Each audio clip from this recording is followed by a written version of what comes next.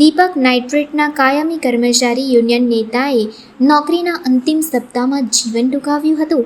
વડોદરાના નંદેસરીમાં આવેલી દીપક નાઇટ્રેટ કંપનીમાં સનાભાઈ ગોવિંદસિંહ રાઠોડ કાયમી કર્મચારી તરીકે કામ કરતા હતા. સાથે જ તેઓ યુનિયનના નેતા હોવાથી સાથી કર્મચારીઓનો અવાજ બનીને કંપની સત્તાધીશો સુધી મૂકતા પણ હતા. ગત સાંજે તેમણે કંપનીમાં ગળે ફાંસો ખાઈને પોતાનું જીવન ટૂંકાવ્યું હોવાની ઘટના સામે આવી છે.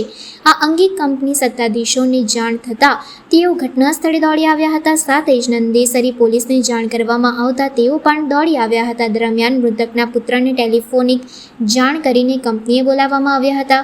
મૃતકના પુત્રએ જણાવ્યું હતું કે મારા પિતાની કંપનીમાંથી ફોન આવ્યો હતો અને કહ્યું કે તમારે તાત્કાલિક આવવાનું છે, અમે ગાડી મોકલી રહ્યા છીએ.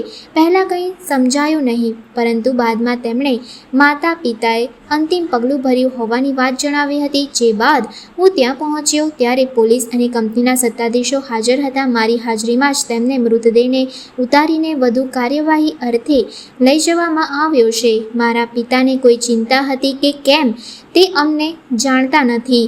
અમે તેમને કંઈ પૂછીએ તો તેમને જણાવતા ન હતા. અમે આ મામલા પાછળનું કારણ જાણવા ઈચ્છીએ છીએ.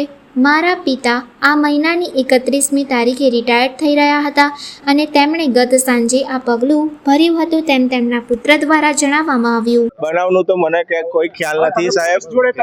એક મિનિટ, બનાવની મને કોઈ ખ્યાલ નથી. એ આ રીતના મને ત્યાંથી ફોન આવ્યો તો હું ત્યાં આગળ કંપનીની એમની મને સનાભાઈ ગોવિંદભાઈ રાઠોડ દીપક નાઇટ્રેટ લિમિટેડમાં નોકરી કરે છે, બરાબર છે. મને ગઈકાલે સાંજે 7:30 વાગે કંપનીમાંથી ફોન આવ્યો એટલે હું એમની ગાડી મને લેવાય એટલે ત્યાં આગળ મેં જઈલું. ત્યાંથી કોઈ એચઆરનો ફોન હતો, કોર્પોરેટ એચઆરમાંથી આવ્યો. તો હું નામ નથી ઓળખતો. એટલે કે તમારે પ્લાન્ટમાં આવવું પડશે એમ. મેં કહું કેમ? એટલે કે તમારા ફાધરે આ રીતનું આવું કર્યું છે એમ. કંપનીમાં ના કોઈ એલિગેશન